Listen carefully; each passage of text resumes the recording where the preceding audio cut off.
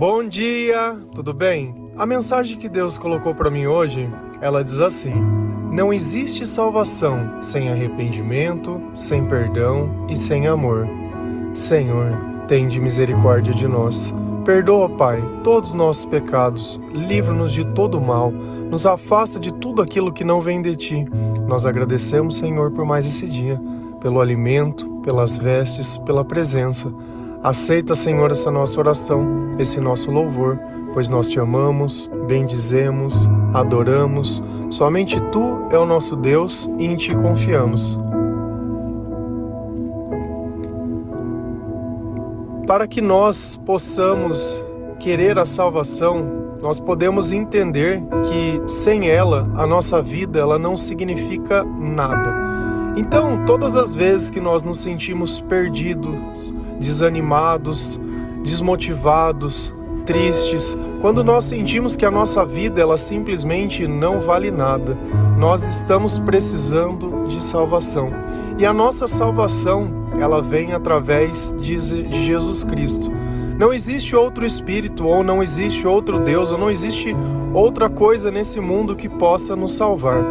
E a salvação é justamente a mudança desses sentimentos. É quando a nossa chave ela simplesmente vira e nós começamos a entender o tamanho da maldade das nossas escolhas e do nosso comportamento. Mas sem a palavra de Deus, não teria como nós percebermos isso. Porque o comportamento normal do mundo é o pecado. Então, se alguém bate em mim, o que é o normal? Eu bater de volta. Se alguém me xinga, eu xingo de volta. Se alguém me faz mal, eu faço mais mal ainda. E a gente sempre é um espelho do outro, mas de forma ruim. E Cristo diz, não é assim que funcionam as coisas. Nós estamos aqui para viver algo maior. Nós estamos aqui para viver o amor em toda a sua plenitude. Então, não vamos dar espaço para que essas manifestações dessas coisas aconteçam dentro de nós. Então, bem no comecinho, quando a gente olha João Batista, lá no deserto, ele dizia, olha, se arrependam, pois o reino de Deus está perto. E o povo não entendia muito bem que mensagem era aquela, porque de alguma forma eles vinham seguindo o que os profetas diziam, só que eles seguiam apenas o comportamento. É como se eu fosse na missa ou eu fosse na igreja simplesmente para ouvir a palavra, mas eu saio de lá e continuo fazendo tudo que exatamente as outras pessoas que não vão fazem. Então, que diferença faz a igreja na minha vida? E foi justamente para isso que Jesus veio, para dar um entendimento melhor da palavra e das coisas. Por isso que quando nós começamos a ler a palavra de Deus e deixamos que o Espírito Santo nos conduza, nós começamos a perceber também dentro do nosso comportamento, dentro dos nossos pensamentos, que aquilo não vinha de Deus e que todas aquelas coisas, elas não traziam nada de bom para a minha vida. A inveja, ela não faz bem para ninguém. A raiva, ela não faz bem para ninguém. Quando eu minto, muito menos. Se eu me sinto a pior pessoa do mundo, se eu me sinto triste, se eu me sinto incapaz, nada dessas coisas faz bem para o nosso coração. E aí aconteceu algo que João Batista, ele foi morto. Mas nessa época Jesus, ele já estava lá e ele ficou sabendo dessa notícia. Você sabe o que aconteceu depois disso? A mesma mensagem que João passava de arrependimento, Jesus tomou para si. Se a gente vai lá em Mateus 4, versículo 16 e 17, a palavra do Senhor ela diz assim: o povo que vivia nas trevas viu uma grande luz. Sobre os que viviam na terra da sombra da morte, raiou uma luz. Daí em diante, Jesus começou a pregar: arrependam-se, pois o reino dos céus está próximo. A primeira coisa que a gente precisa perceber é que a mensagem ela seria dita, seja por João Batista, fosse por Jesus ou fosse por qualquer pessoa. Essa mensagem das boas novas do reino de Deus e do arrependimento. Às vezes a gente fica preocupado que se nós pararmos de fazer algo, não teria continuidade. Olha como foi curioso isso que aconteceu. A mensagem de João Batista, após ele ser morto, se tornou a mensagem de Jesus. Mas a parte mais importante, esse povo, onde que ele vivia? Vivia nas trevas. Vivia no vale das sombras da morte. E quando eles viram essa luz, eles precisavam se arrepender. Sabe por que essa mensagem ela é dita exatamente desse jeito?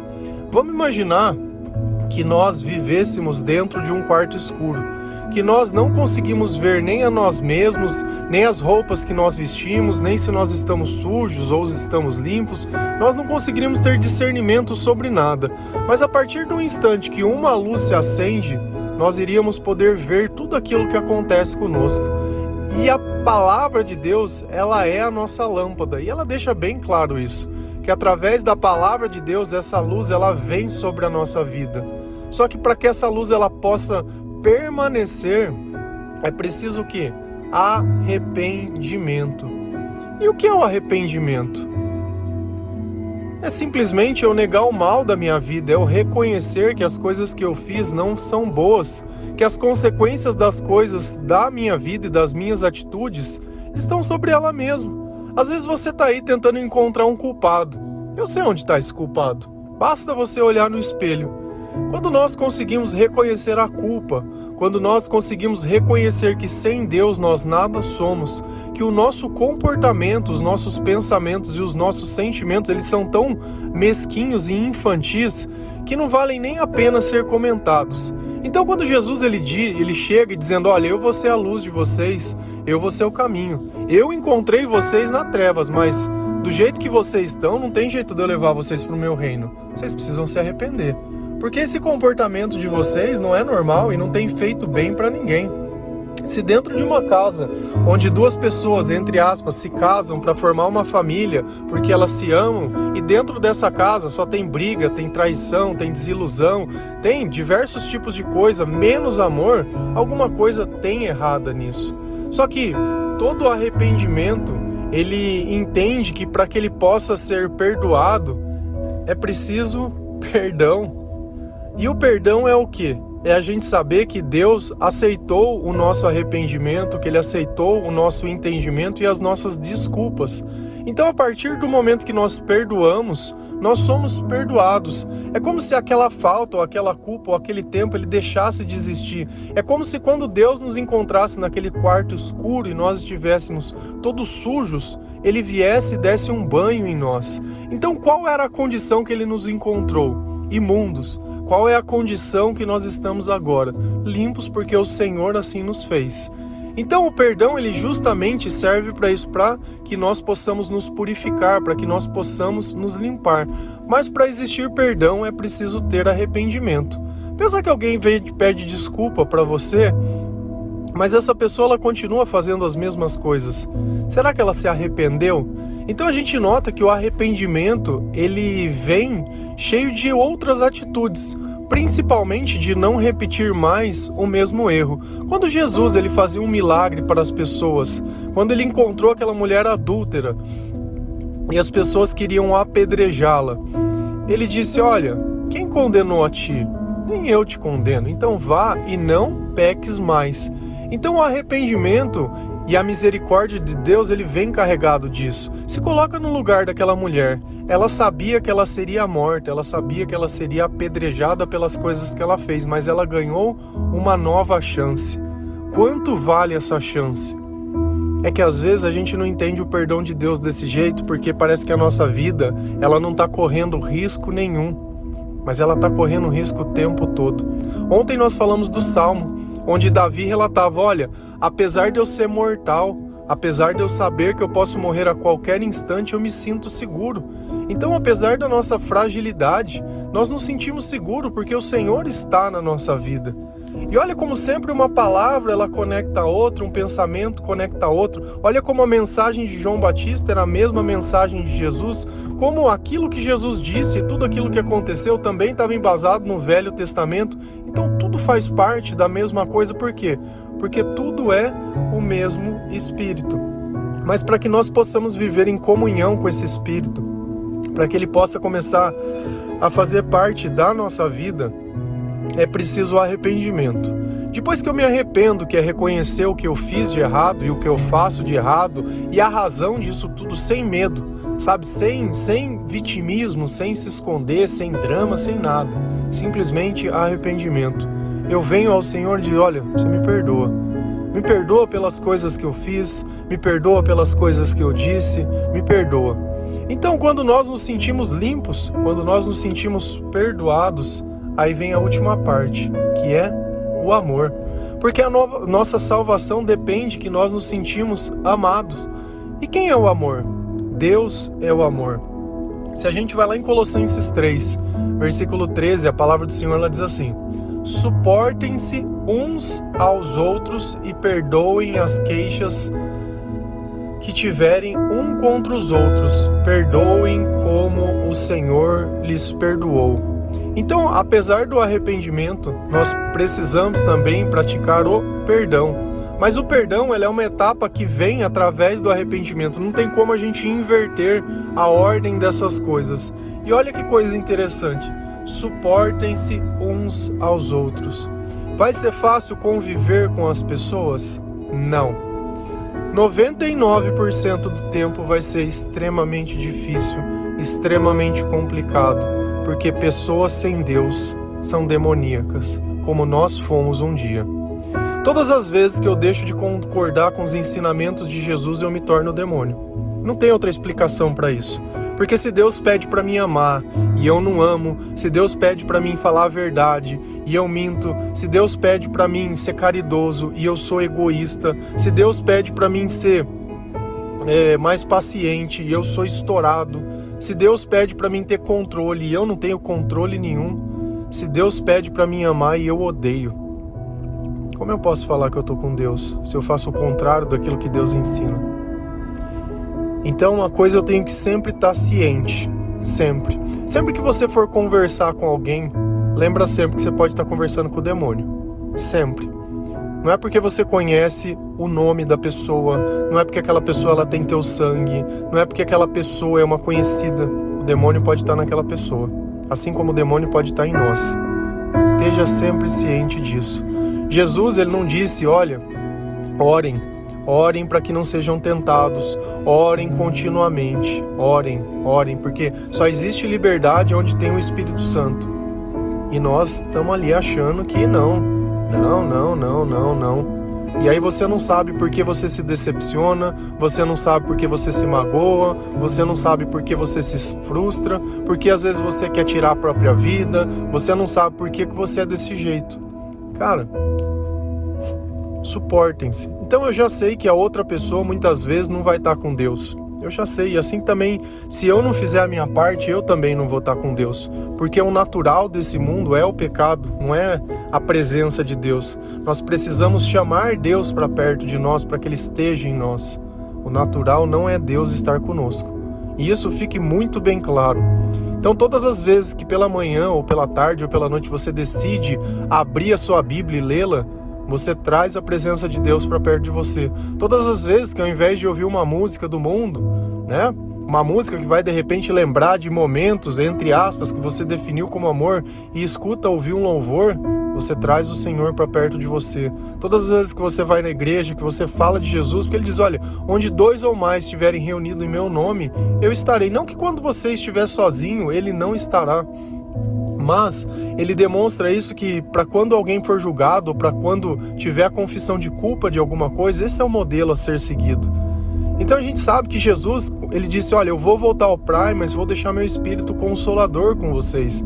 Então a gente tem diversas garantias, e a maior que é os nossos sentimentos, que nós podemos sim encontrar Jesus dentro do nosso coração e saber que Ele está presente na nossa vida. Mas depende disso. Então, diariamente, eu preciso me alimentar da palavra de Deus, da presença de Deus, chamar o Senhor o tempo todo. Porque se você pensa que Jesus ele vai ficar assistindo, você mentindo, você enganando, você fazendo as coisas tudo errado, Ele não vai. Sabe por quê? Porque você suportaria ver alguém que você ama se destruindo? Não suportaria. Então, Deus também não é obrigado a ter essas coisas. Então, nós sabemos que nós temos que suportar uns aos outros e mais, perdoar.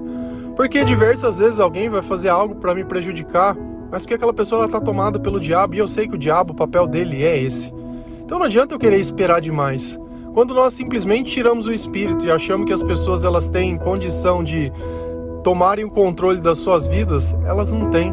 Se as pessoas elas tivessem esse controle que a gente gostaria, nenhum regime seria fracassado, nenhuma vez que uma pessoa coloca uma meta, ela não seria atingida, e todas as coisas que a gente promete, a gente cumpriria. Mas muito pelo contrário, é muito mais fácil eu fracassar do que eu cumprir qualquer coisa que eu prometo. Porque dentro de mim não existe o controle que eu imagino, porque é o próprio mal guiando a minha vida. Diferente quando Jesus está dentro do meu coração e Ele é o meu caminho, e Ele me capacita a ter uma palavra que é a verdade, porque Ele é a verdade. Se a gente vai lá em 1 João 4, versículo 8, a palavra diz assim: quem não ama não conhece a Deus, porque Deus é amor. E aqui nós chegamos no final da nossa frase. Não existe salvação sem arrependimento, sem perdão e sem amor. Então, a partir do momento que nós perdoamos, nós conhecemos a Deus. E por conhecer a Deus, nós exalamos o seu perfume, que é o amor. Então, nós conseguimos ter atitudes melhores, atitudes que nós nunca teríamos, de perdoar, de relevar, de silenciar, de olhar às vezes um pouco mais adiante, de saber que às vezes as coisas não vão se resolver nem no grito e nem no tapa, de às vezes saber que abrindo mão de certas coisas é muito melhor do que eu ficar lutando para ter contato com alguém que não vai me levar para lugar nenhum. Às vezes a gente tem que ter sabedoria. Jesus, em diversos momentos, ele tendo todo o poder do mundo, ele decidiu fugir. E por que ele fugia? Ele podia matar e exterminar todo mundo. Se ele quisesse, nem pela cruz ele teria passado. Você sabe por que ele fazia isso? Porque era mais importante ele cumprir o que estava nas Escrituras, cumprir as suas palavras e fazer exatamente aquilo que ele disse que faria, do que propriamente demonstrar poder. A obediência é a maior forma de amor, é a maior forma que nós podemos ter de demonstrar para Deus que nós confiamos em tudo aquilo que Ele diz.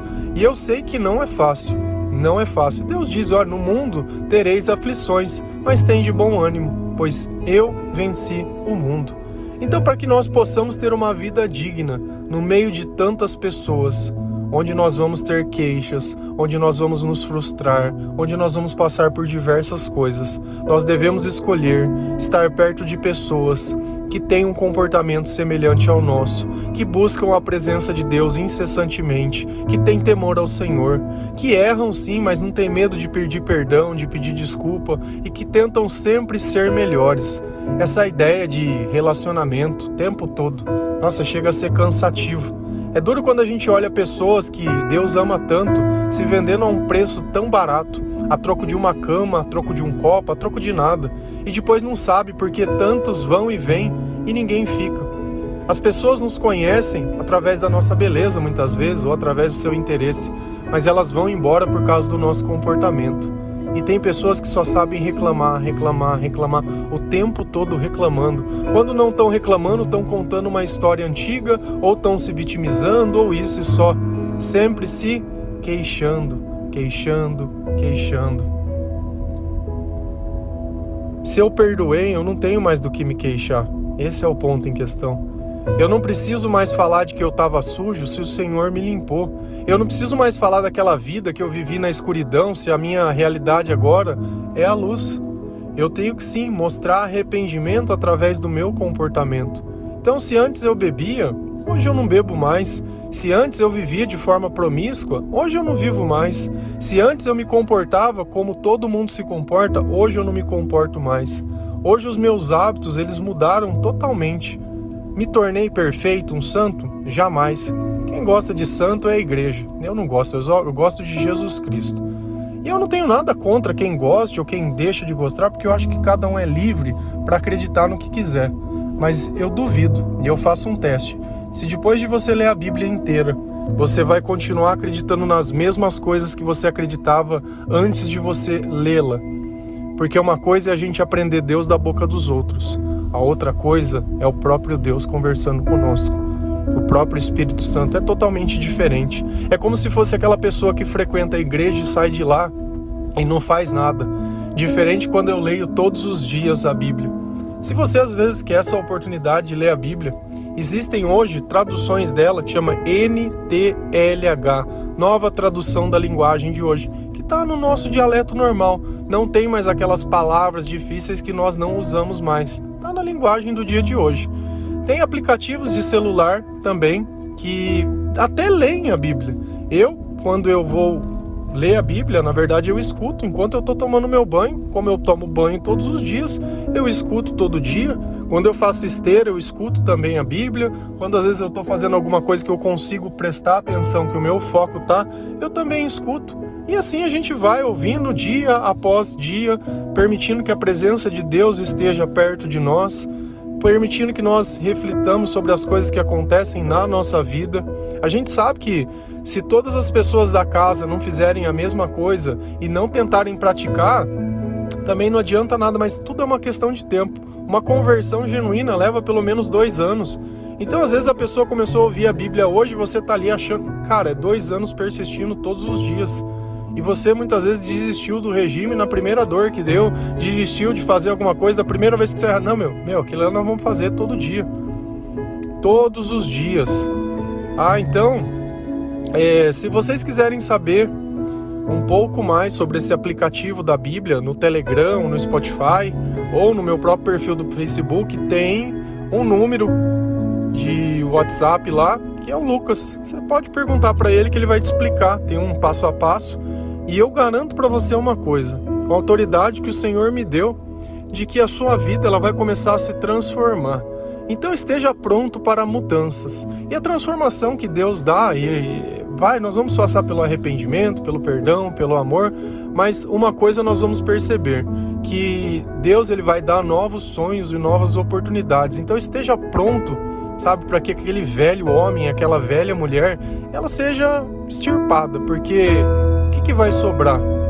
Um novo corpo, um novo conhecimento, uma nova sabedoria. Jesus, quando ele vem para mostrar que as trevas e a luz, elas não têm nada a ver. Nada a ver. Amém? Que Deus abençoe cada um de vocês. Que o Senhor possa fazer você se arrepender.